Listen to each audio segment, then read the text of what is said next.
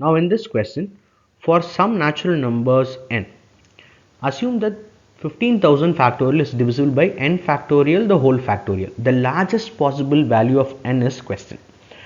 Now for 15,000 factorial to be divisible by n factorial the whole factorial, then n factorial the whole factorial has to be less than 15,000 factorial. Now let's consider 5 factorial. I'm going to start from 5 factorial the whole factorial. Now this is going to be how much? 120 factorial, which is less than 15,000 factorial.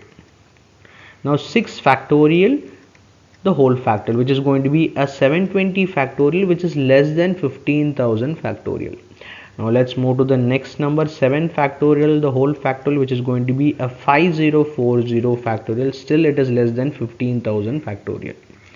Now if I consider 8 factorial the whole factorial, which is going to be 403020 factorial, which is not less than 15,000 factorial, then it will become non-divisible. It is given in the question, it should be divisible by n factorial the whole factorial. So the largest possible value of n will be 7. So option B is the answer for this question.